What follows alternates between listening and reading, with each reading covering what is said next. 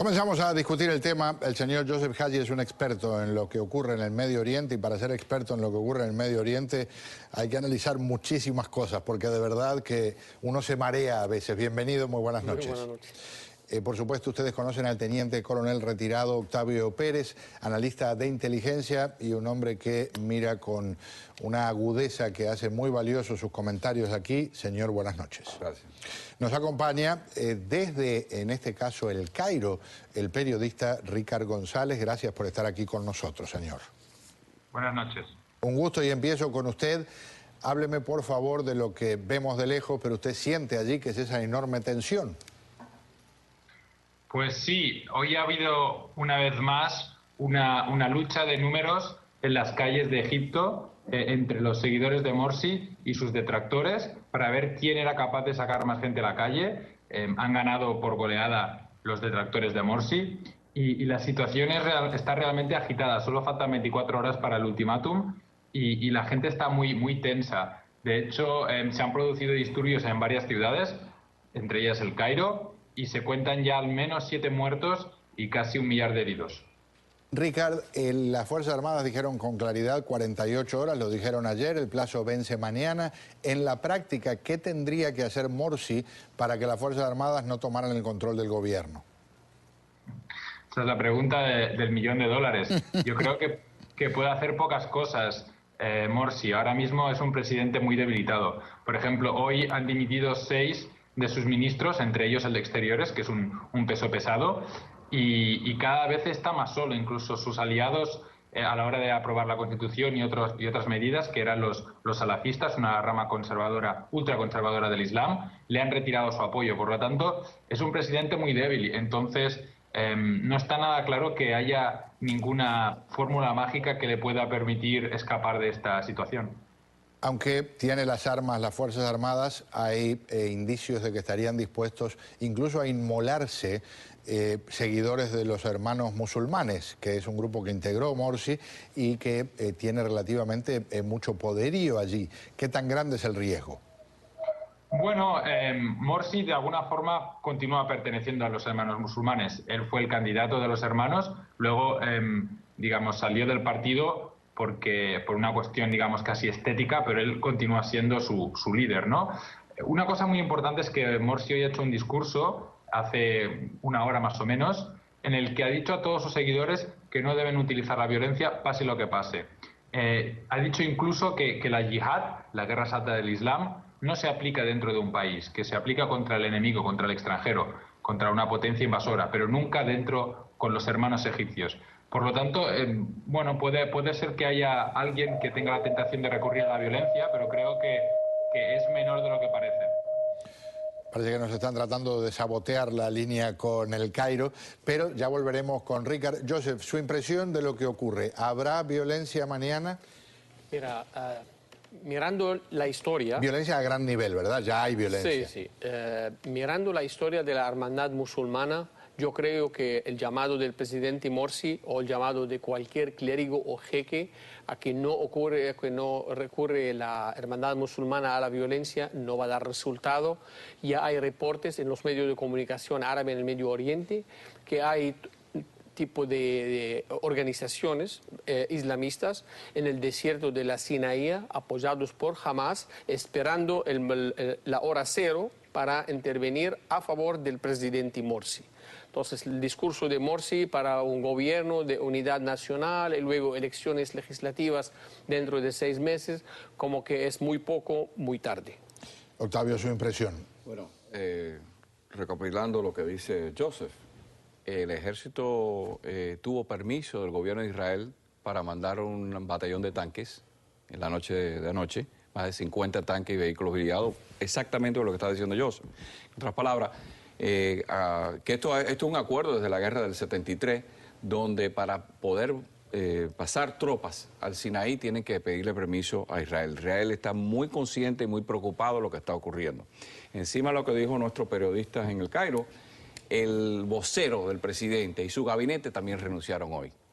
Un gobernador que está en el Delta, en una de las ciudades que es donde más disidentes hay, también renunció. O sea que ya la debilidad de esta presidencia es es increíble. O sea, este individuo no tiene ninguna base de poder, se le está yendo todo. Y ahí vemos que va a haber un cambio. Y una cosa, una visión muy poderosa fue los helicópteros con la bandera cuando sobrevolaron ayer, que el pueblo dice que el ejército está con ellos. Ironía de ironías, a quien se estaría tratando de derrocar no es teóricamente a un dictador, sino a una persona que fue resultado de elecciones, aunque esas elecciones fueron muy criticadas. Claro, porque él tenía que haber visto este problema que iba a llegar. Primero, él llegó solamente con el apoyo de la Hermandad Musulmana y de las organizaciones islamistas en Egipto. Pero esto no quiere decir que un presidente viene a cambiar la constitución de un país y mandar leyes islámicas en Egipto en la constitución y implementar Sharia. Los egipcios no pueden tolerar eso. Al mismo tiempo, el pueblo está diciendo, tuvimos pobreza y mucha deuda en el tiempo de Mubarak. Ahora tenemos más pobreza y más deuda al tiempo de Morsi y está entretenido con las leyes del Islam que quiere implementar. Entonces ya la gente estaba... ¿Qué dice el presidente Barack Obama sobre el tema? What is clear right now is that although Mr. Morsi was elected democratically, there's more work to be done to create the conditions in which everybody feels that their voices are heard and that the government is responsive and truly representative. And so what we've encouraged the government to do is to reach out to the opposition and work through these issues in a political process. It's not the U.S.'s job to determine what that process is, but what we have said is go through processes that are legitimate and observe rule of law. Para que le quede claro a nuestros televidentes, las Fuerzas Armadas de Egipto, en particular su ejército, aunque rebotó contra la pared décadas atrás en sus enfrentamientos con Israel, tiene un armamento formidable, ha recibido decenas de miles de millones de dólares de ayuda de Estados Unidos y en términos de lo que encontraría de resistencia dentro de Egipto, no tendría rival, ¿correcto? No, ninguno. O sea, puede aplastar cualquier tipo de oposición violenta. Fue claro la advertencia, fue muy clara la advertencia del comando militar de que nosotros vamos a defender a los manifestantes pacifistas, no vamos a permitir que haya ataques contra manifestantes pacifistas. Así que ellos van a proteger a los pacifistas. Es muy claro lo que dijo el general. Y para que no queden dudas, y se lo pregunto a nuestro colega Ricard González en El Cairo, retomamos la comunicación, después que se hizo el anuncio del ultimátum, salió muchísima gente a las calles a apoyar lo que dijo el ejército, ¿correcto? Sí, así es. En la Plaza Tahrir y también en el Palacio de Ittihadiyya, que son los dos centros neurálgicos de las protestas contra Morsi, el número de manifestantes aumentó y todos ellos jaleaban al ejército, gritaban el ejército y el pueblo una sola mano. De todas formas, también hay que decir que han habido manifestaciones a favor de Morsi, que han sido más pequeñas, pero han estado ahí, sobre todo en provincias, que es donde los hermanos tienen sus feudos, no en la capital. Ricard, muchas gracias por acompañarnos. Por favor, ábrenos un espacio en tu agenda. Agradecemos profundamente que estás en el medio de la madrugada egipcia conversando con nosotros, porque seguramente te vamos a complicar la noche también mañana, ojalá que no para reportar cosas de violencia.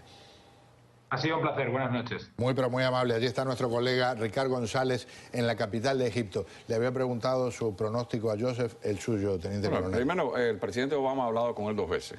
Y él en ningún momento, la segunda vez se dice que el presidente le dijo que si no se resuelve, que instiga a elecciones prontamente, que son los 3 principios que pusieron los militares. Los militares dijeron, si no resuelves esto en 48 horas, vamos para elecciones presidenciales, volvemos a suspender la nueva constitución y se disuelve el parlamento. En otras palabras, que va para un estado militar, aunque digan que la composición va a ser entre civiles y todo, ya el ejército le ha dado, y él ha dicho que está en contra de eso. Así que aquí va a haber una confrontación, desgraciadamente sangrienta, y aún más sangrienta si los elementos estos de Hezbollah entran hacia o de Hamas. Hezbollah no está muy ocupado con Siria ahora. Tiene más... Sí. Hay terroristas por todas partes, ¿verdad? Hay, como dice, terroristas para todos los gustos y todas las regiones. Cada uno tiene su barrio. Así mismito. Gracias por acompañarme. Gracias a ustedes. Sospecho que vamos a estar conversando bastante estos días del tema. Al regresar, Y ya se los adelanto, incluye algunas cosas de muy mal gusto, lo que le han dicho